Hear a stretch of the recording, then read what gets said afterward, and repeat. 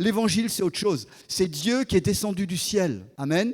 C'est pas nous qui essayons de gravir l'escalier pour y arriver. Hein. Non, c'est lui qui est descendu. Il s'est incarné. La Bible dit que Jésus a quitté sa gloire.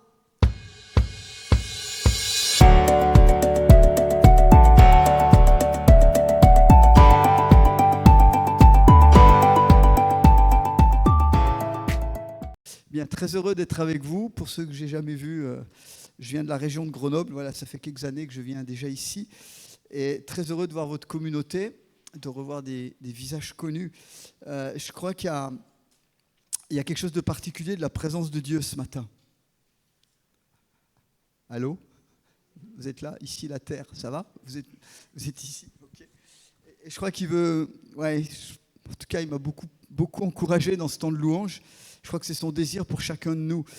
Le thème de mon message, c'est que nous avons été créés, que vous avez été créés pour servir. Amen. La Bible dit que c'est Dieu qui nous a créés. Bon, ça, c'est pas nouveau. Même si dans l'éducation qu'on a pu avoir, et peut-être dans le monde dans lequel on vit, quand vous dites aujourd'hui que Dieu est créateur, c'est loin de faire l'unanimité. Pourtant, et sans s'opposer du tout à ce que la science peut nous dire, la Bible est très claire. Elle commence par dire, le premier verset de la Bible lui dit « Au commencement, Dieu créa ». Donc, au commencement de notre humanité, au commencement de notre création, c'est Dieu qui a agi, mais lui est incréé. Et c'est parce qu'il est incréé qu'il a pu justement faire et poser des actes créateurs dont nous sommes, j'ose le dire, le couronnement. L'être humain est le couronnement. C'est l'acte le plus glorieux que Dieu a pu créer, c'est l'homme et la femme. Vous êtes d'accord avec moi ? Regardez votre voisin ou votre voisine et dites-lui, tu es une créature merveilleuse. Non, mais regardez-vous en face, vous êtes là, vous n'osez pas le dire. Je sais pas. Là, frères et sœurs, nous avons été créés par Dieu. Amen. On peut avoir le nez tordu, se trouver trop petit, trop grand, trop large, trop fin, tout ce que vous voulez. Nous sommes des créatures uniques créées par Dieu. J'aimerais vraiment affirmer ça d'abord. Donc, quel que soit notre parcours, c'est la volonté de Dieu. Et regardez ce que dit la parole. Je vais aller sur ce verset qui est mon point de départ ce matin dans Éphésiens 2. Fabien m'avait demandé ce matin de faire un petit peu un focus sur certains aspects des dons de l'esprit que nous avons. Et des choses comment on peut servir Dieu avec nos dons. Et je vais mettre le focus là-dessus, mais le point de départ, c'est que d'abord bien considérer que nous sommes créés, et même la bonne nouvelle, c'est que nous sommes recréés. Paul dit aux Éphésiens, nous sommes son ouvrage, ayant été créés en Jésus-Christ pour de bonnes œuvres que Dieu a préparées d'avance afin que nous les pratiquions. Regardez ce verset. D'abord, Paul dit, nous sommes son ouvrage. En grec du Nouveau Testament, il y a deux mots pour parler d'œuvre et d'ouvrage. Quand il utilise ici le mot ouvrage, ce n'est pas le mot habituel de dire une œuvre banale. On pourrait écrire « nous sommes une œuvre d'art ». Nous sommes quelque chose qui a été artistement travaillé. Vous voyez ce que je veux dire ? Quelque chose qu'un artisan a fait, un artiste a conçu, avec beaucoup de délicatesse, etc. Ça, c'est l'être humain. Et en Jésus-Christ, il est dit, nous avons été recréés.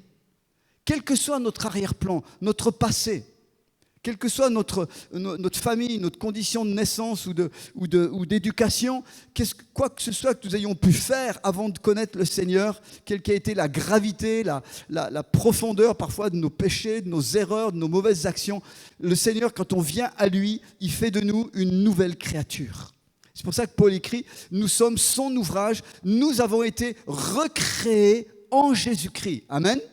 Ça, c'est la base de la vie chrétienne. Dieu n'est pas, permettez-moi de le dire, Dieu n'est pas un bricoleur qui essaye de rafistoler notre vieille nature, notre vieille vie, pourrie par le péché, pervertie, etc. Non, Dieu enlève ça et il nous donne une nouvelle nature. Ça, c'est le mystère. C'est pour ça, on vient de chanter que Jésus est mort sur la croix, qu'il est ressuscité, qu'il est vivant, qu'il est au ciel maintenant et qu'il règne. Mais parce que Jésus est vivant, il peut nous changer. Amen. Une religion ne change personne.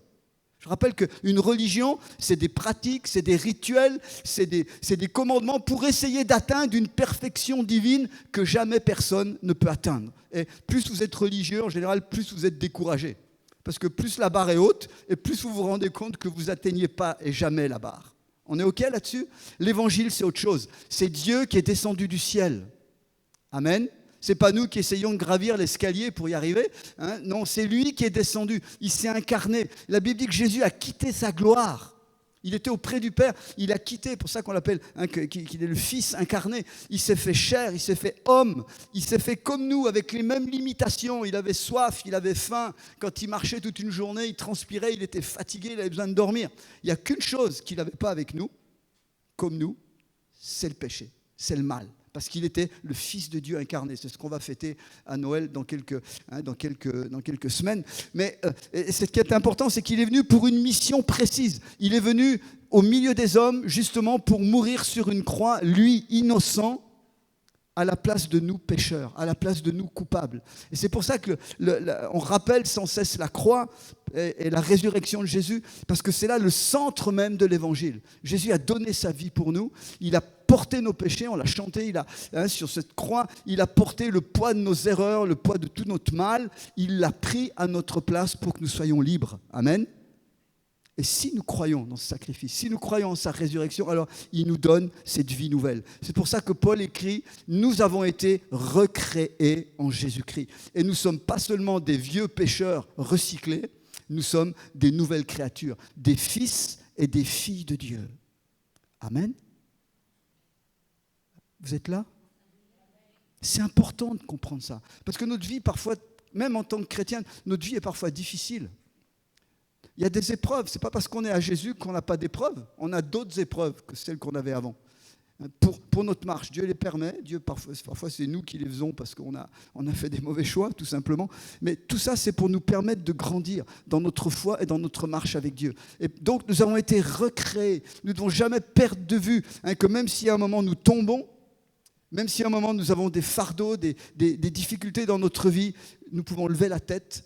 Comme ça a été dit en introduction, nous avons un asile, nous avons un refuge, nous avons quelqu'un qui nous donne sa vie, son énergie pour faire face et pour traverser les épreuves qui sont tout au long de la vie. Ça, c'est la vie chrétienne.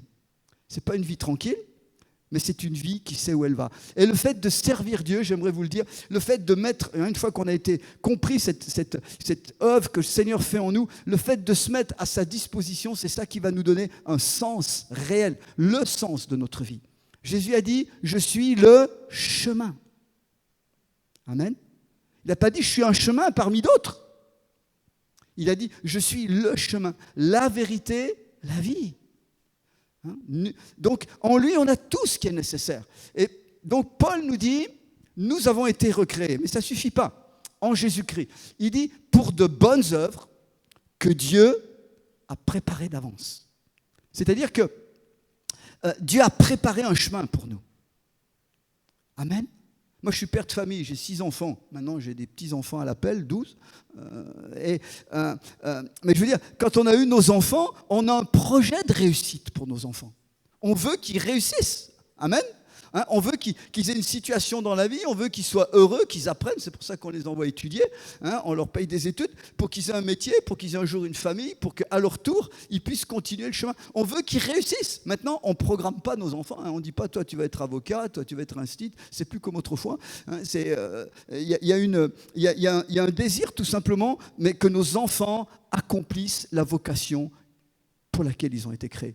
Et donc, c'est la même chose. Dieu avec nous, il veut que nous réussissions. Amen. Il veut qu'on ait une vie réellement réussie, une vie qui porte du fruit, pas une vie quelconque. Pas juste une vie où finalement on est sauvé, bon, ouais, on a rencontré Jésus, on a peut-être une pratique religieuse, etc. Alors c'est bon d'avoir une pratique religieuse.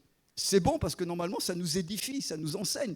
Mais ce n'est pas ça qui intéresse tellement Dieu. Ce qui intéresse Dieu, c'est que notre vie au quotidien soit transformée et qu'elle porte du fruit. Amen. Et pour ça, il nous a formés pour cela. Il est dit qu'il y a des œuvres que Dieu a préparées d'avance pour que nous les pratiquions. Dieu ne les fera jamais à notre place. Amen. Il ne fera pas à notre place. C'est à nous d'entrer dans ces choses-là. Et voyez-vous, la vie chrétienne est un long parcours. T'as raison, je risque de mettre un coup de pied dedans, sans faire exprès. Mais la vie est un long parcours, mais pour lequel Dieu nous donne tout ce qui est nécessaire. Alors, j'aimerais vous montrer, aller un petit peu plus loin. Donc, nous sommes réellement appelés, créés à servir Dieu. Il est dit qu'il y a des œuvres que Dieu a faites, préparées, conçues d'avance, afin que nous les pratiquions, afin que nous entrions dans son plan. Moi, je sais je me suis converti il y a longtemps, il y a 45 ans. J'étais encore étudiant à Grenoble. Et je sais qu'il y a une chose qui m'a frappé. Je cherchais Dieu, je cherchais vraiment un sens profond à ma vie. Je ne voulais pas que ma vie soit inutile, qu'elle soit quelconque. Je ne voulais pas simplement juste avoir un jour une belle maison, un bon compte en banque, etc. Vraiment, alors ça ne m'intéressait absolument pas. Ce que je voulais, c'était une vie utile aux autres. Que ma vie ait un sens dans ce sens-là. Et il y a quelque chose qui m'a frappé dans les premiers messages que j'ai entendus dans l'église, c'est d'entendre notre pasteur répéter à longueur de temps, Dieu a un plan pour ta vie. Dieu a un projet pour ta vie. Il t'a créé, il t'a conçu, il t'a fait venir dans ce monde, mais ce n'est pas pour que ta vie parte au hasard, ou simplement, il a un projet. Maintenant, j'entendais le reste du message, il disait, à toi d'y entrer ou pas. À toi de faire le pas, d'entrer dans ce que Dieu a préparé, ou simplement de continuer à faire ta vie comme tu veux, ou à faire ta vie comme tu penses qu'elle est meilleure. Et là, à un moment, j'ai vraiment capitulé. J'étais jeune converti. Je dis, ok Seigneur, moi j'ai mes plans, j'avais un super métier, j'étais éducateur spécialisé, j'aimais beaucoup ça, j'étais dans le social, etc. Mais à un moment, j'ai dit, Seigneur, si c'est pas ça que je dois continuer, je laisse. Mais quel est ton plan ? Et les choses ont commencé à se préciser. Et j'aimerais dire, ce n'est pas réservé à une élite, c'est pour chacun d'entre nous. Dieu a un projet, Dieu a un plan pour nos vies, et il veut simplement que par la foi, on y entre et qu'on avance. Alors des fois, c'est chaotique, c'est pas un long fleuve tranquille, c'est pas un chemin rectiligne forcément. Il a bien dit, le chemin est serré et caillouteux. Et par rapport à ce que le monde nous propose parfois autour, qui paraît tellement facile, tellement plein de bling-bling et de paillettes et tout ce que vous voulez, puis au bout du compte, vous avez des déceptions profondes et énormes. Dieu parfois nous propose, nous met devant nous un chemin peut-être moins glorieux, moins attirant au premier regard, mais c'est le chemin où vous êtes en sécurité. C'est le chemin qui porte du fruit dans l'éternité. On va le voir, Dieu nous a donné des talents. C'est-à-dire, il nous a donné des dons à chacun. Et quand il dit la parabole des talents, il dit bien à chacun, il dit « faites valoir ce que je vous ai donné ». Et on voit cette parabole des talents où quand le maître, le roi revient, il dit « mais qu'est-ce que tu as fait des talents que je t'ai donnés ? Est-ce que tu les as fait fructifier ?» Il y en a un qui avait reçu 5 talents. Alors à l'époque, c'était de l'argent, ça représentait une monnaie. Mais il leur dit « je t'ai donné 5 talents, qu'est-ce que tu en as fait ?» Il y en a un qui vient qui dit « ah ben j'en avais 5, je les ai fait fructifier, j'en ai 10 maintenant. » Et le Seigneur lui dit « bon et fidèle serviteur. Entre dans la joie de ton maître, entre dans l'éternité. » Permettez-moi de le dire, ce que nous produisons sur la terre a un poids éternel. Parce qu'on ne vit pas seulement pour la terre. Est-ce que vous êtes conscient de ça ? On ne vit pas seulement pour 50, 80 ou 120 ans, si Dieu vous donne 120 ans, peu importe. On ne vit pas que pour ça. Ces 50 ou ces 80 ou ces 90 ans que nous avons sur la terre nous préparent pour un temps bien plus long, pour l'éternité. Et vous savez, c'est long l'éternité. Mais c'est à ça qu'on est destiné. C'est long surtout vers la fin. Mais nous sommes destinés à l'éternité, les amis. On ne travaille pas pour un royaume seulement terrestre. Oui, on veut réussir notre vie ici-bas, mais on a une perspective qui va beaucoup plus loin, qui se projette sur les choses que Dieu a préparées pour nous dans l'éternité. Est-ce que nous avons aujourd'hui dans ce monde une perspective à la fois de notre vie terrestre, mais surtout une perspective éternelle ? On est dans un monde où on pense seulement à aujourd'hui. Fais-toi plaisir aujourd'hui, demain. Alors le Seigneur nous dit à chaque jour suffit sa peine. On est OK là-dessus ? Mais le Seigneur nous dit surtout qu'il veut qu'on ait une vie fructueuse, réussie sur cette terre, mais qu'il nous prépare pour quelque chose de beaucoup plus glorieux. Amen. Et qui va durer sur l'éternité. Moi, c'est ça qui m'attire dans la pensée de Dieu. Alors voilà ce que le Seigneur nous dit. Il dit, je tire ceci d'un livre qui s'appelle Une vie motivée par l'essentiel, pour ceux qui connaissent, de Rick Warren, hein, où il dit que chacun, nous avons une forme spirituelle. Le mot, vous voyez là, il y a l'acronyme à gauche, en rouge, F-O-R-M-E, qui correspond à 5 choses que Dieu a mis dans la vie de chacun d'entre nous. Premièrement, nous avons des forces spirituelles, c'est le F. Ça veut dire que nous avons des dons du Saint-Esprit. Si tu as Jésus, il t'a donné, si tu as vécu la conversion avec Jésus, que tu as reçu la puissance du Saint-Esprit, alors il y a des dons surnaturels qui sont arrivés sur toi. Je ne veux pas m'étendre sur cet acronyme-là, c'est juste pour vous expliquer en quelques mots à quoi ça correspond. Donc nous avons tous des dons spirituels, tous, dès l'instant que nous avons donné notre vie à Jésus. Il y a des gens parfois qui disent « mais moi je ne connais pas mes dons ». Eh ben, ce n'est pas mon propos ce matin, mais il y a toutes sortes de manières de découvrir les dons que vous avez. Si vous pensez que vous avez un don pour chanter, comme la sœur qu'on a vue tout à l'heure, eh ben, commencez à chanter. Si la salle se vide, c'est que vous n'avez pas le don. C'est très simple. Tant que vous n'avez pas essayé, vous ne pourrez pas savoir. Donc, il faut essayer. Vous savez, quelqu'un qui est maladroit, mettez-le assis sur une chaise sans bouger. Vous ne voyez rien. Commencez à lui demander de faire la vaisselle ou de ranger les chaises, il va tout vous casser. Toutes les 3 minutes, il vous fait tomber quelque chose, il vous casse quelque chose. Donc, vous allez voir sa maladresse. Donc, ça veut dire que tant qu'on ne bouge pas, on ne peut pas savoir ni nos points forts, ni nos points faibles. Donc, c'est en actionnant les choses qu'on commence à découvrir les dons que Dieu nous a donnés. Donc, ça, c'est la première chose. Des dons spirituels. Ce n'est pas mon objet ce matin, ce n'est pas sur ça que je veux insister. Donc, mais je le cite en premier, puisque c'est le premier point. Deuxièmement, il y a l'orientation de votre cœur. C'est-à-dire, est-ce qu'il y a quelque chose qui bout au fond de votre cœur? Est-ce qu'il y a un battement de cœur pour quelque chose? Il y a des gens, leur battement de cœur, c'est la louange. C'est le chant, c'est la musique. Il y a d'autres gens, leur battement de cœur, c'est d'aller donner à manger aux SDF dans la rue. C'est de s'occuper des pauvres.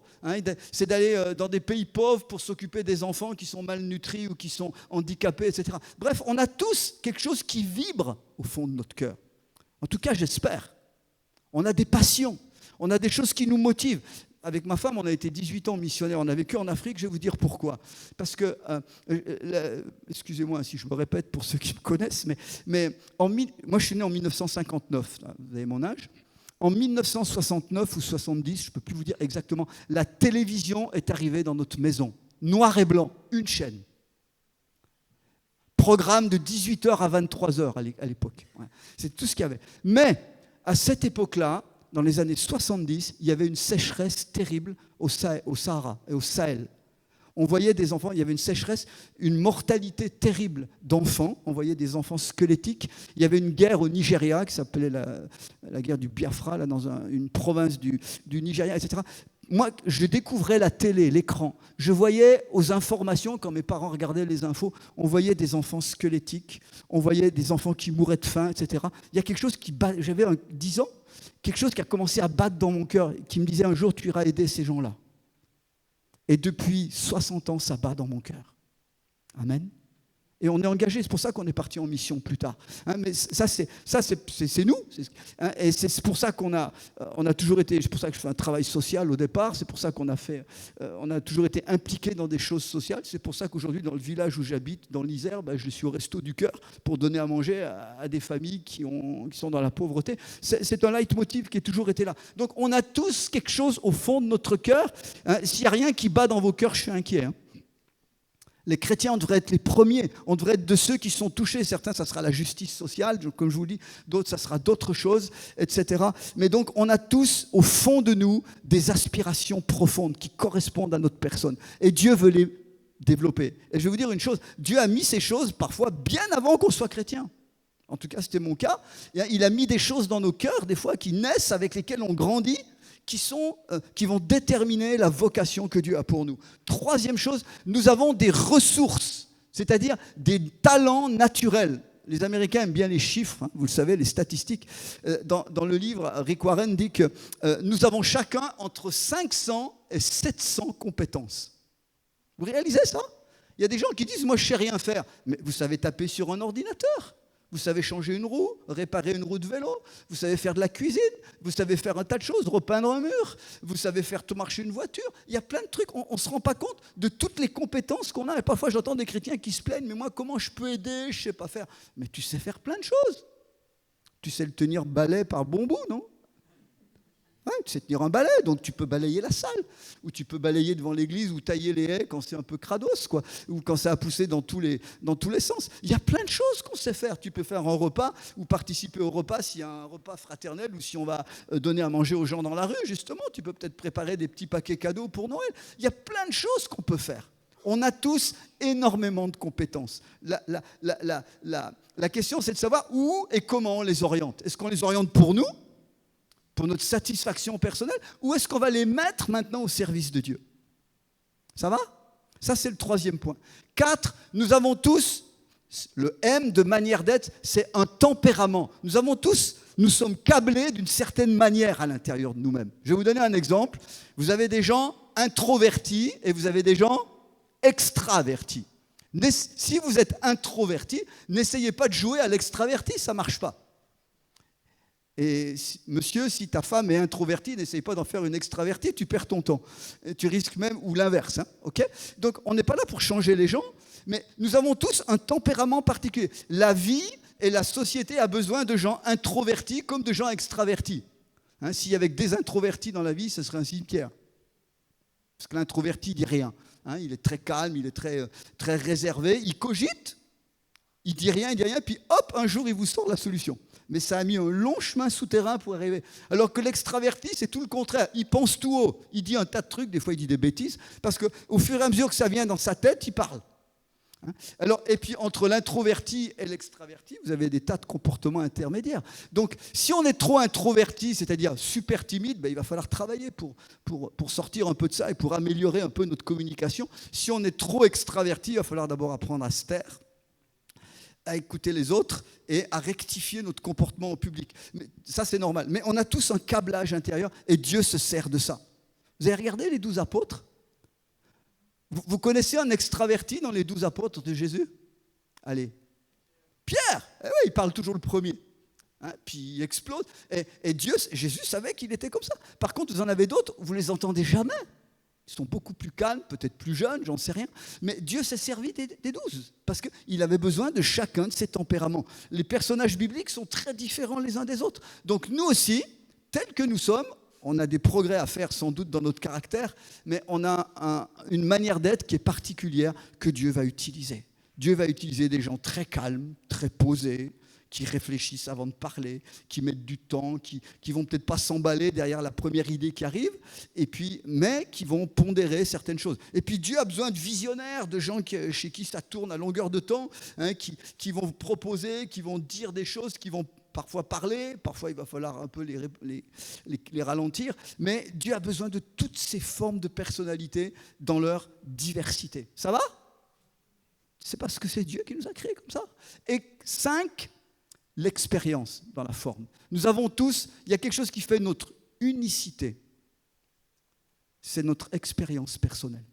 On n'est pas 2 personnes dans le monde à avoir la même expérience. Même dans une fratrie, même 2 enfants qui grandissent dans la même famille, qui ont 2 ans ou 5 ans de différence, ils n'ont pas la même expérience. Ils n'ont pas le même bagage. Et ça, notre expérience, Dieu s'en sert. Dieu ne perd rien.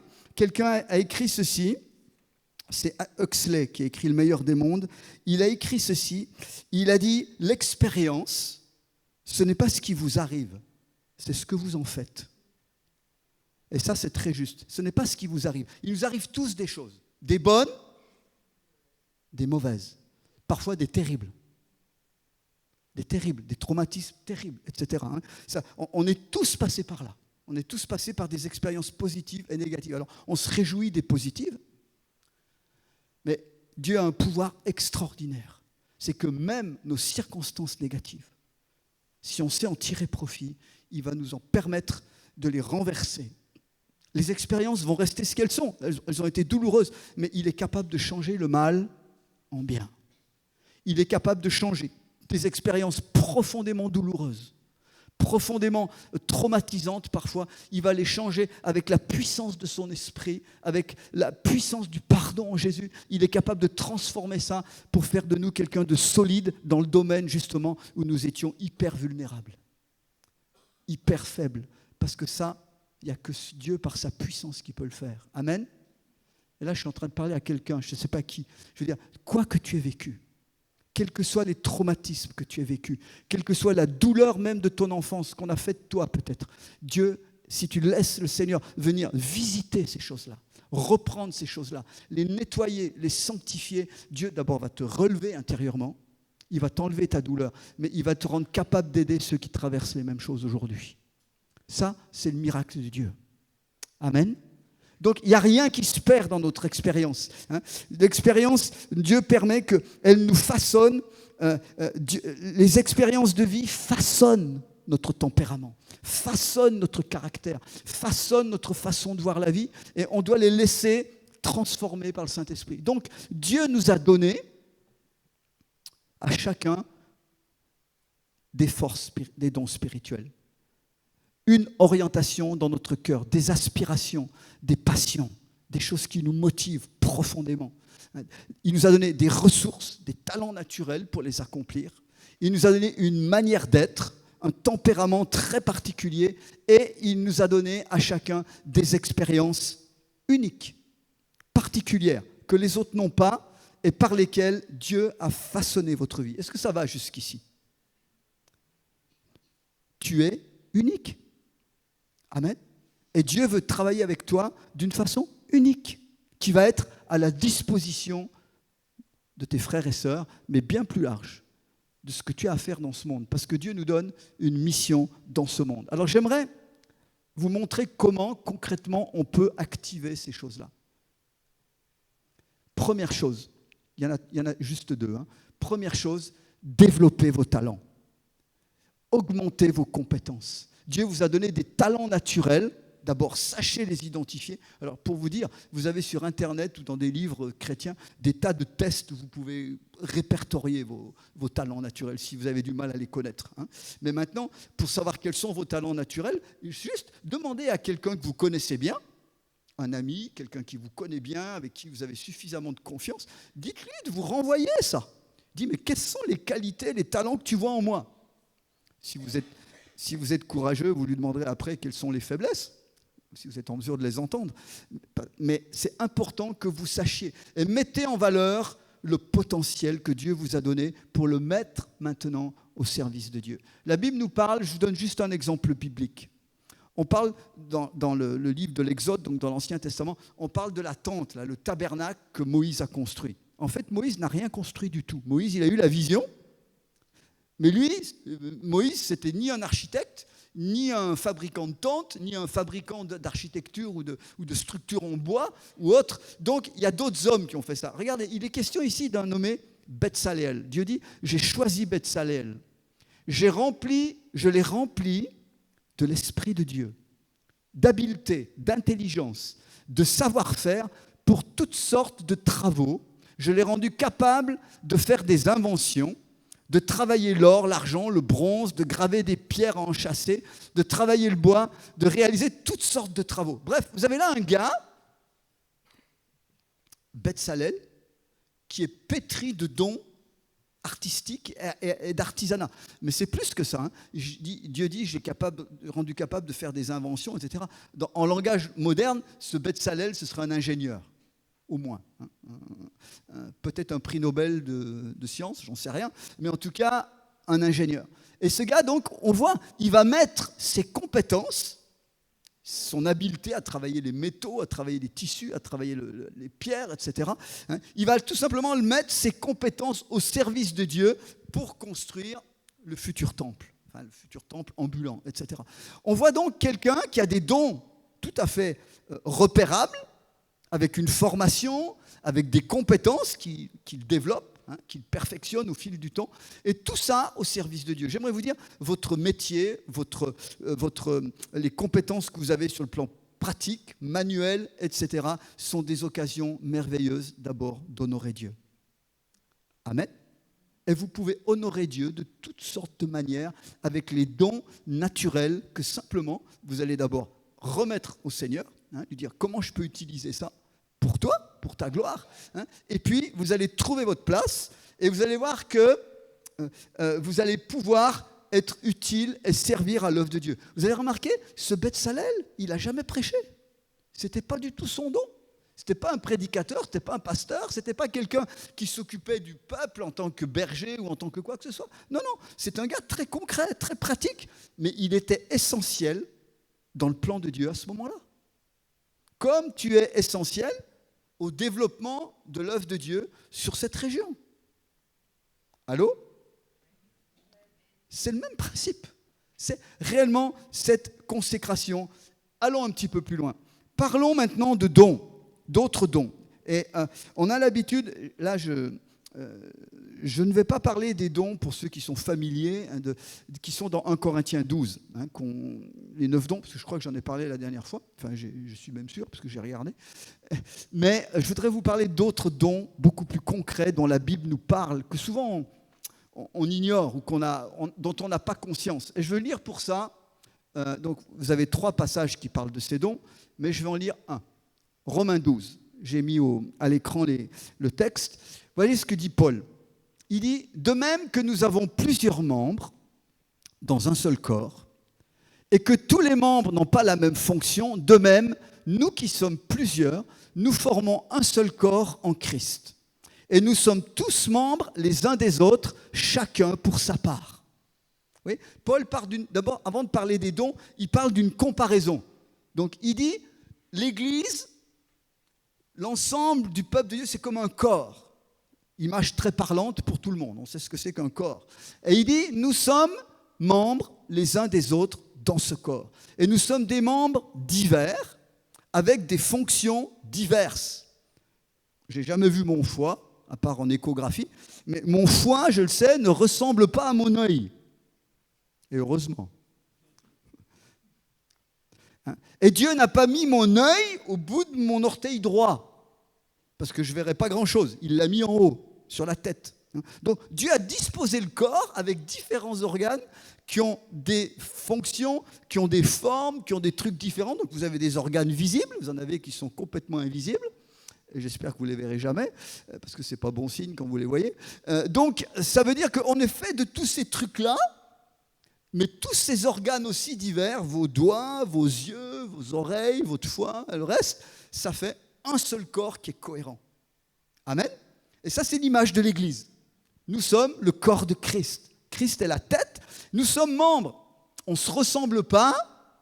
Il y en a qui ressemblent au foie, d'autres à l'œil, d'autres à ce que vous voulez. Mais le tout fait un corps. Vous prenez un membre tout seul, alors ça ne veut rien dire.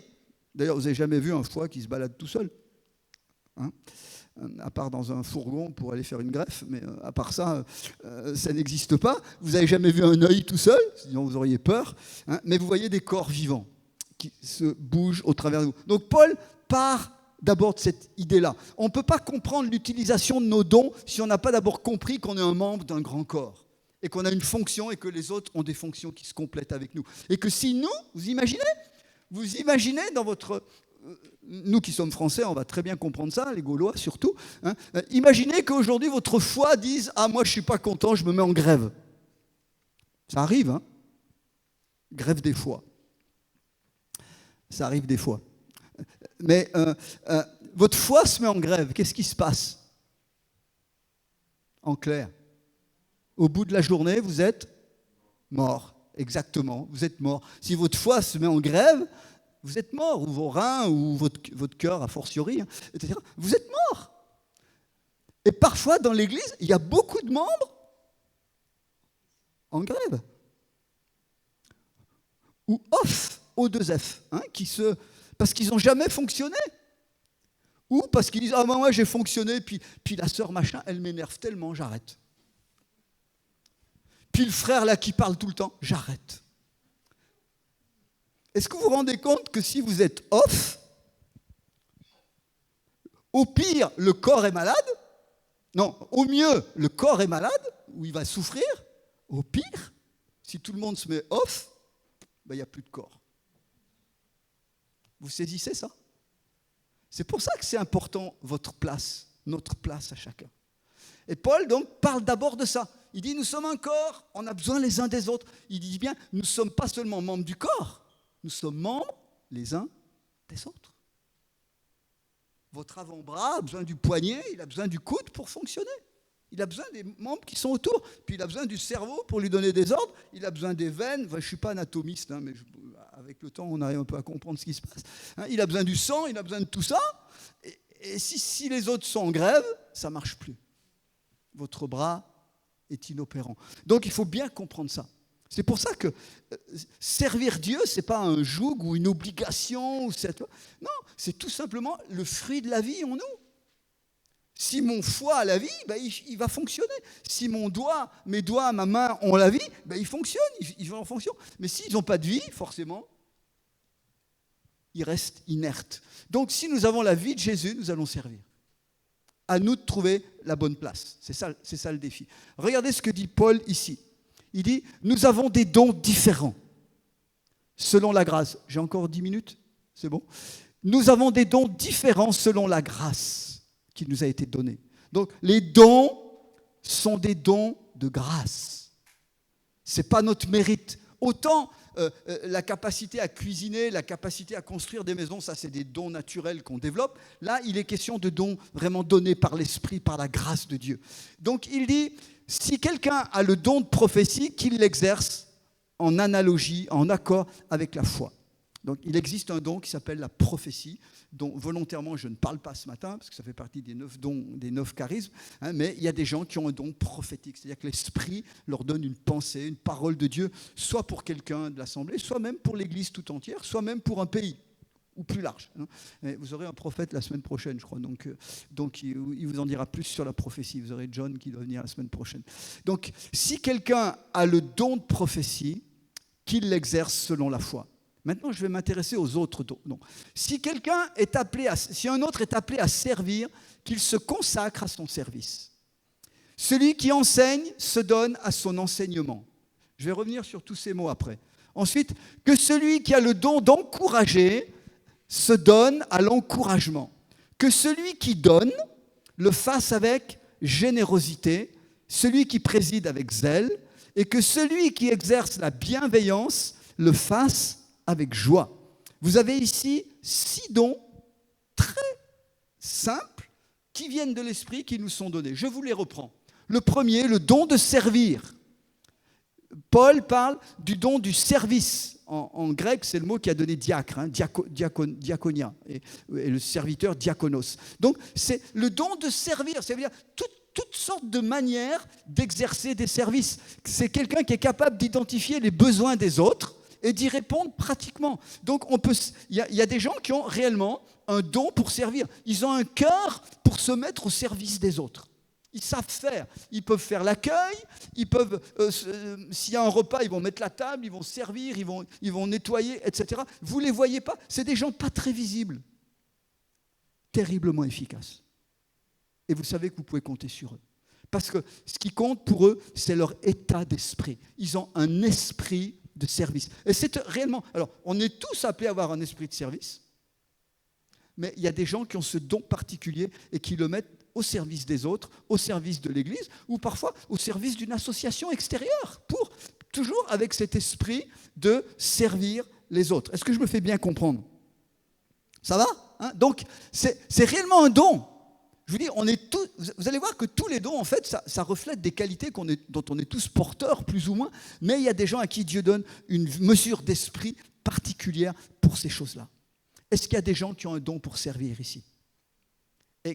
Alors, ça veut pas... Attention, le danger, c'est que ces gens-là, on sollicite toujours les mêmes pour faire le boulot. C'est là le danger, c'est que s'il y a de l'excès, ces gens-là, on va les user. On va les utiliser à l'excès, parce qu'ils sont tellement braves, en plus, souvent, ils ne savent pas dire non, ou ils ont du mal, donc il faut faire attention. Mais il y a des gens qui ont réellement cet esprit de service, et je vous encourage à le cultiver. Vous savez, quand vous êtes accueillis, je ne sais pas, il y a peut-être des gens nouveaux ce matin ici, moi je ne vous connais pas loin de là, mais quand il y a quelqu'un de souriant à l'accueil qui vous accueille, qui vous dit bienvenue et qui vous met à l'aise pour rentrer, à l'occasion il a peut-être un café derrière la cafetière à vous offrir ou un jus de fruits, etc. Mais vous vous sentez accueilli, mais ça change toute l'atmosphère. Amen. Vous savez ce qu'on disait quand McDo a été créé, excusez-moi de la comparaison, vous savez qui étaient les gens les mieux payés ? C'est ceux qui s'occupaient du parking. Parce que les gens savent que le premier coup d'œil fait toute la différence derrière. S'ils sont bien accueillis au parking, déjà, ça leur donne un a priori favorable sur McDonald's. C'était au tout début de McDonald's, avant qu'ils essaiment dans le monde entier, aux États-Unis. Les mieux payés, les mieux formés, c'était ceux du parking et ceux de l'accueil. Après, ce que vous bouffez, c'est autre chose. Vous êtes d'accord avec moi? Enfin, j'espère que je froisse personne. Mais pour eux, ce qui était important, c'est ça. C'est que vous revenez et vous revenez quand vous êtes bien accueillis. Amen. Même si alors vous regardez ce que vous mangez quand même, mais, parce que vous êtes venus pour ça. Mais c'est tellement important, cet esprit de service dans l'Église. Deux, il parle du don d'enseigner. Donc, dans l'Église, il y a des personnes qui peuvent réellement cultiver un don pour enseigner. Parce que c'est leur fibre. Alors, ils sont peut-être enseignants dans le civil, ou ils aiment, en tout cas, ils aiment l'étude de la Bible, ils aiment les trucs structurés, ils vont avoir des concordances, ils vont aller chercher sur Internet des trucs, ils aiment fouiller la Bible et ils sont capables de la retransmettre. Donc ça, vous voyez, c'est plus un don oral, comme je l'ai dit, qui se rapproche du ministère d'enseignement. L'Église en a besoin, la vôtre en a besoin. 3. Le don d'exhorter. Vous allez dire, tiens, ça c'est un don, ouais. C'est-à-dire, exhorter, c'est un mot en grec qui veut dire encourager. C'est le qualificatif du Saint-Esprit, l'encourageur, le paraclète. Donc, c'est donc le don d'exhorter, c'est cette capacité de savoir encourager les gens. Et je vous signale quand même une chose en passant, c'est que le don du découragement n'existe pas. Mais parfois dans l'Église, il y en a qui sont très doués pour ça. Je suis désolé de dire ça, Vous avez des gens, j'en parle avec aisance parce que moi j'ai été éduqué, vous avez des gens qui voient toujours le verre moitié vide. Vous pouvez faire tout bien et tout, mais ils vont toujours voir ce qui ne va pas. Et ils vont d'abord vous parler de ça.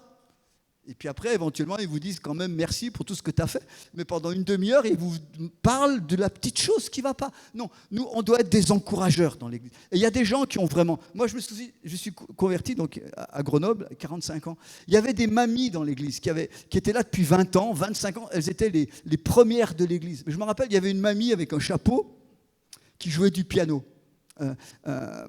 Et cette mamie-là, elle avait un don prophétique au piano. Des fois, elle se mettait à chanter chanter un chant prophétique en langue, ou puis interpréter derrière. Mais cette mamie, elle était dans l'église, elle nous voyait, nous les jeunes. Moi, j'avais 21 ans, 22 ans. Allez les jeunes, toujours là. Allez, c'est à vous. Toujours à nous pousser, toujours à donner des conseils. Voilà. Là, alors qu'à côté, il y avait vraiment des mamies rabat-joie, usés par la vie, etc., qui avait vraiment, je me rappelle, excusez-moi, mais il y en avait une, j'allais des fois, parce qu'elle était un peu invalide, les jeunes, on allait à tour de rôle la visiter pour l'aider, mais on allait chez elle, mais c'était le supplice. On pouvait rester 2 heures, elle critiquait les gens pendant 1h45. C'était terrible. Comment on est? On est des encourageurs? Ici, là, le don d'encourager. Alors, quand il est poussé plus loin, ça va amener des gens dans la relation d'aide, dans l'aide aux personnes, le conseil, etc. Mais ces gens-là ont un don extraordinaire pour relever celui qui est abattu, pour encourager celui qui est peut-être près de lâcher, et pour toujours motiver les gens et les ramener dans la pensée de Dieu. Le 4e don qui est mentionné, il s'appelle la libéralité. Paul dit que celui qui donne le fasse avec joie. Waouh! Je ne sais pas si on a souvent prêché sur ce don-là. C'est-à-dire que dans l'Église, nous sommes tous amenés à donner, à soutenir financièrement l'œuvre de Dieu. Alors, ce n'est pas mon thème ce matin, ce qu'on doit donner, etc. Mais parmi les croyants, j'ai vraiment vu des gens comme ça. Il y a des gens qui ont parfois un certain standing ou qui ont des ressources. Ce n'est pas forcément des gens riches. Ce n'est pas forcément les plus riches, mais qui ont vraiment un cœur capable de se sacrifier pour donner. Vous me suivez? C'est-à-dire qu'ils ont à cœur réellement l'œuvre de Dieu. Je me souviens, on a été missionnaires, on était donc 6 enfants. Je me souviens, en 2001, on était au Tchad, donc on avait nos enfants, on devait rentrer en congé. On était donc 8 billets d'avion pour rentrer. C'est pas donné. Et on on était là, donc au mois de janvier, février, et on devait rentrer en juin, on voulait rentrer, ramener nos enfants, quand même 2 mois en vacances, ça faisait 3 ans qu'on n'était pas rentrés. Et on était là en train de prier, et puis on envoyait des lettres de nouvelles, et donc j'envoie dans mes lettres de nouvelles, je dis, on a le projet de rentrer l'été prochain en congé, pour que nos enfants aient un peu de vacances, nous aussi d'ailleurs. Et voilà, je dis, on prie pour l'instant, sans donner de détails. Et quelques jours après, je reçois je ne sais plus si c'est un email ou un mot, il y a un couple en France qui dit, voilà, c'est combien vos billets d'avion? Alors j'ai calculé, je lui ai envoyé la somme. J'ai dit, voilà, c'était encore des francs, 2001, il me semble, c'était encore des francs. Je lui envoie la somme, il me dit, bah écoute, on avait ça de côté pour acheter une nouvelle voiture, mais on le met pour vos billets d'avion. On se passera de deuxième voiture. Waouh! Et on a pu rentrer en congé. Et ces gens-là, on les a encore revus le mois dernier. Là. On était dans leur église. Et ils l'ont fait plusieurs fois, pas que pour nous, parce que je sais qu'ils ont soutenu des orphelinats, des trucs, ils soutiennent. Bon, c'est des gens qui ont des moyens, il est banquier en Suisse. Donc, vous allez me dire, ils travaillent dans une banque en Suisse. Mais pour dire qu'il y a des gens qui ont ça sur le cœur. C'est-à-dire qu'à un certain moment, il faut acheter un bâtiment, il faut faire quelque chose sur le plan missionnaire. Il y a besoin de grosses sommes, c'est des gens qui sont capables de lâcher de grosses sommes. Mais il n'y a pas que ça. Vous avez dans la Bible une petite vieille veuve qui a mis 2 sous. Elle a dû mettre 2 fois 2 centimes dans la... Et le Seigneur dit, elle a mis plus, enfin pas 2 centimes, mais on va dire, elle a peut-être mis 2 pièces d'1 euro. Et le Seigneur dit, elle a mis plus que ceux qui ont fait des gros chèques. Parce qu'elle n'a pas donné de son superflu seulement, elle a donné de son nécessaire. Ça arrive. Et les gens qui ont ce don-là, à certains moments, ils sont capables de faire un sacrifice, de se passer de vacances, simplement parce qu'ils veulent que la somme, elle aille bénir des gens. Alors ça peut être tout près ou ça peut être trop loin, pour recevoir une bénédiction, pour que ces gens-là soient bénis. Ça, c'est la libéralité. J'avance. Le don de présider, je vais passer très vite sur celui-là. Donc il y a des gens qui ont un don particulier dans l'Église pour présider les réunions. Ça peut être des réunions du conseil, ça peut être des réunions d'église, etc. Donc il est expliqué ici, c'est donc un des dons que Paul cite pour la direction de l'Église, donc des gens qui ont un charisme particulier pour exercer une direction, parfois pour être médiateur de conflits aussi, ou pour savoir apaiser une réunion qui peut des fois partir mal dans les discussions, etc. Donc c'est un don. 6, le don de pratiquer la miséricorde. Certains appellent ça aussi le don de compassion. Est-ce qu'on trouve ça dans l'Église aujourd'hui? Donc c'est des personnes qui ont une compassion particulière, une empathie par rapport aux gens pauvres, par rapport aux gens défavorisés. Vous avez aujourd'hui des gens qui ont ouvert, par exemple, des chrétiens, qui ouvrent des foyers, à Grenoble, quand j'y étais, j'avais tout un groupe qui allait visiter les prostituées la nuit. Pour leur parler de la parole de Dieu. Ils n'allaient pas voir les prostituées pour autre chose. Et en général, c'était des femmes qui allaient par groupe de 2, mais simplement parce que sur leur cœur, ils ont sorti des gens de la prostitution comme ça. Il y en a, c'est donc pour les SDF, d'autres c'est pour autre chose, d'autres c'est pour aller au loin, dans des orphelinats, dans des endroits où il y a toutes sortes d'œuvres chrétiennes. Donc c'est des gens qui ont un cœur particulier, qui sont touchés par la douleur des autres. Et qui veulent, comme c'est dit ici, soulager la blessure, soulager les blessures, les souffrances humaines. Des gens qui portent réellement dans leur cœur ce fardeau pour aider les autres.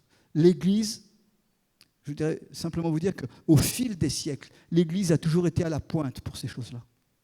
Si aujourd'hui on a un système social tellement développé dans nos pays, c'est parce qu'à la base, la plupart du temps, c'est des religieuses, des religieux, des chrétiens qui ont commencé des orphelinats, des hôpitaux, des œuvres pour aider les prisonniers qui sortaient, etc. Toutes sortes de ces choses. Quand on remonte l'histoire, la plupart du temps, c'est des chrétiens qui sont à la base. Donc, c'est des choses qui n'ont pas disparu. Est-ce que ces dons sont encore vivants aujourd'hui dans l'Église? Dans un monde tellement égoïste, tellement centré sur nos besoins, qu'on en oublie complètement qu'il y a des gens qui vivent beaucoup plus misérablement que nous. Est-ce que ça touche nos cœurs? Il est question, je vais vite parce que c'est déjà passé, dans 1 Corinthiens 12, 28, vous avez un don de secourir. Ça ressemble au précédent. C'est des gens qui savent unir leurs efforts avec d'autres pour soutenir le ministère. Ça peut être un ministère de bienfaisance, comme un ministère de prédication de la parole de Dieu. Je vais encore aller sur un autre, qui est dans 1 Pierre 4. Regardez ce que dit Pierre. Je veux lire ça avec vous et on terminera là-dessus. Avant tout, ayez un amour ardent, les uns pour les autres, car l'amour couvrira une foule de péchés. Exercez l'hospitalité les uns envers les autres, sans murmurer. Voici un nouveau don ici, hospitalité. C'est-à-dire capacité d'accueillir chez soi, d'accueillir toutes sortes de personnes. Alors des frères et sœurs, des gens en difficulté, parfois des gens qui passent un passage difficile dans leur vie et qui n'ont plus de logement, etc. Il y a des gens qui ont réellement ce don pour accueillir chez eux, prendre soin des gens, parfois les nourrir pendant des jours, etc. Est-ce que ce don existe dans l'Église ? C'est tellement précieux, on ne s'en rend pas compte. Donc, Paul dit bien avant ça, Pierre, dit bien, car c'est un amour, c'est le fruit d'un amour ardent. Il continue, il dit, comme des bons intendants des diverses grâces de Dieu, mettez chacun au service des autres le don que vous avez reçu. Mettez-le au service des autres. C'est ça qui est glorieux dans le royaume de Dieu, les amis. C'est que dans le monde, on vous dit, il faut accumuler et tu seras plus riche, sous réserve que ça marche. Dans le royaume de Dieu, c'est le contraire. Plus tu donnes, plus tu es riche. Allô ? Plus tu donnes, plus tu es béni. Je ne suis pas en train de vous dire que plus vous allez donner d'argent, plus Dieu va vous en donner. Ce n'est pas du marchandage. Dieu n'est pas un marchand de tapis à ce niveau-là. Mais dans le royaume de Dieu, plus tu donnes de tes dons, je ne parle pas d'argent là, je parle simplement de ton temps, de tes capacités, des ressources que Dieu t'a données, des dons naturels comme spirituels. Plus tu les partages avec les autres, c'est pour ça qu'il nous dit d'être des bons intendants, plus on les met au service des autres, plus à l'intérieur de nous, on va être enrichi. Simplement parce que de rendre les autres joyeux, de rendre les autres bénis, ça nous bénit. Amen. C'est un vase communicant. Et donc, ça, c'est un principe du royaume de Dieu qui défie notre nature humaine. C'est complètement à l'envers. Et voilà ce que dit encore. Donc, il dit, mettez au service des autres le don, ou les dons, que vous avez reçus. Si quelqu'un parle qu'il annonce les paroles révélées de Dieu, donc là, il parle d'un don de prédication, je n'insiste pas là-dessus. Si quelqu'un accomplit un service, vous voyez, on en revient, ça rejoint ce que Paul disait tout à l'heure. Si quelqu'un accomplit un service, donc toute forme de service dans l'Église, qu'il le fasse avec la force que Dieu communique, afin qu'en toute chose, Dieu reçoive la gloire qui lui est due à travers Jésus-Christ. Vous voyez comment les auteurs bibliques insistent sur cet esprit de service qui doit animer l'Église aujourd'hui. Donc, don d'hospitalité, don d'administrer les choses de Dieu. Je vais m'arrêter là. Donc, identifier et développer les dons que Dieu vous a donnés. Comment faire ? 1. Prier. Dites, Seigneur, qu'est-ce que je peux faire ? Qu'est-ce que tu m'as donné que je peux mettre au service des autres ? Pour certains, ça va venir très vite. Pour d'autres, ça mettra peut-être un peu plus de temps. Mais d'abord, demandez à Dieu. Ce qui est important, c'est le donateur. C'est lui qui donne. 2, soyez disponible pour servir. Commencez à servir. Je vous dis, si vous êtes bon pour le chant, commencez à chanter. Puis vous verrez la suite. Si vous pensez que vous avez plutôt un don de service, commencez à servir dans ce qu'on vous propose. Ou prenez de l'initiative. Dites, tiens, est-ce qu'on pourrait faire ça ? Ou j'ai à cœur de faire ceci ? Puis on vous ouvrira les portes de la bonne manière. 3, formez-vous. Si vous pensez que vous avez un don dans tel ou tel domaine, creusez un petit peu ce que la Bible dit là-dessus. Ayez de la connaissance biblique. Regardez, il y a sûrement des modèles dans la Bible de gens qui servent et qui nous montrent un chemin, comment on peut faire. 4, la paix, analysez vos motivations. Rappelez-vous, ça doit correspondre à l'orientation de votre cœur. Ça veut dire que quand vous faites ce service, ça procure une joie, une plénitude intérieure. Ça veut dire que ça sera tout simple tout le temps, mais globalement, vous avez une satisfaction à le faire. Ça vous donne un fruit intérieur. Faites des essais, de nombreux essais. Des fois, vous allez réussir, puis d'autres fois, ça foire. Mais ce n'est pas grave, continuez, jusqu'à ce que vous puissiez identifier, vraiment c'est là-dedans que Dieu m'appelle. Quel fruit est porté? Vous allez pouvoir mesurer les fruits. Par exemple, vous avez à cœur les enfants. Vous aimez travailler avec les enfants. Eh bien, entrez, proposez-vous, commencez, formez-vous et commencez à travailler avec les enfants à côté de ceux qui ont déjà de l'expérience. Et vous allez voir que les fruits vont se manifester. Je parle juste de cet exemple-là, ça peut être un autre. Et puis écoutez la vie des autres. C'est le 7e point. Il y a le fruit que vous voyez, et puis il y a ce que les autres vont vous renvoyer. Moi, je me souviens, la première fois, je tremblais. J'avais demandé au Seigneur le don de prophétie. Parce que dans l'église, au départ, ça m'impressionnait beaucoup. J'ai entendu dans l'église où je suis né, où j'ai fait mes premiers pas, il y avait des personnes, dont la mamie, dont je vous parlais tout à l'heure, qui avaient un don prophétique très fort. Ils décrivaient des choses parfois très précises. Je dis, Seigneur, ça, j'ai soif de ça. Et quand j'ai commencé à avoir des pensées ou des paroles prophétiques, mais je tremblais. Pendant plusieurs fois, j'ai pas osé le dire. Et puis j'ai mis une toison devant Dieu. J'ai dit, Seigneur, si tu me donnes une prophétie, le prochain culte, il faut que quelqu'un d'autre la dise avant moi. Comme ça, je saurais que ce que j'ai reçu, ce n'est pas de moi, c'est de toi. Et c'est ce qui s'est passé un dimanche après. J'avais vraiment une pensée sur mon cœur et quelqu'un l'a dite, avec d'autres mots, pas exactement comme moi j'avais, mais c'était exactement la pensée. Le Seigneur m'a dit, ok, tu as entendu, maintenant dimanche prochain, tu y vas. Donc le dimanche prochain, j'ai prophétisé, j'ai reçu un truc. En tremblant, j'ai dû dire 5 mots. Mais à la fin, quelqu'un est venu me dire, waouh, c'était bon ce que tu as dit, c'était pour moi. Là, ça m'a donné le top départ. Je dis, bon, puisqu'il y a quelqu'un qui a été béni par ça, c'est que ça vient de Dieu. Et j'ai continué. Amen. Il faut commencer tout doux, il ne faut pas commencer violemment. Quels sont vos dons ce matin? Où est-ce que nous en sommes? Où est-ce que vous en êtes? Je crois que c'est fini. Où est-ce que nous en sommes? Est-ce que tu sais ce que Dieu t'a donné? Est-ce que tu as commencé à l'activer? Et encore une fois, je le répète, exercer les dons, ce n'est pas une façon de faire notre autopromotion. Ce n'est pas pour se faire voir. Rappelez-vous, les dons sont des dons. C'est la grâce de Dieu. Ce n'est pas nous. Et c'est pour servir. Et c'est pour bénir les autres. Amen. Est-ce qu'on peut s'incliner quelques instants? J'ai conscience, quand je préparais ce temps, je crois que Dieu veut activer des choses chez certains d'entre vous. Pour certains, c'est peut-être un peu nouveau.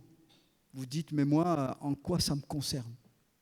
J'aimerais encore dire, à tout âge, vous pouvez être ado, enfant, mais vous pouvez déjà manifester un esprit de service. Dieu peut déjà se servir de toi. Vous pouvez être plus âgé, ça n'a aucune importance. Ce n'est pas une question d'âge. Mais j'aimerais m'adresser peut-être aux personnes qui sont jeunes dans la foi ou qui n'ont pas encore l'occasion de s'engager, qui n'ont peut-être jamais réfléchi de quelle manière elles peuvent servir le Seigneur, qui n'ont peut-être jamais réalisé justement que vous êtes appelés à servir et que ça va être un moyen d'être vraiment béni.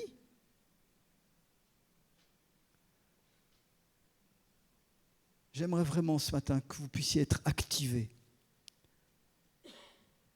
dans ce que Dieu vous a donné. Que peut-être vous ignorez encore, que vous ne connaissez que petitement, partiellement. Mais il y a des dons pour chacun.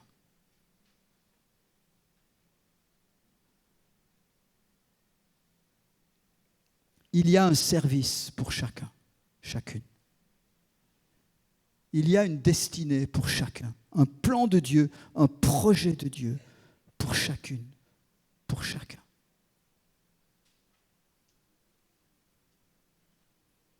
Est-ce que tu veux entrer dans ces choses de Dieu?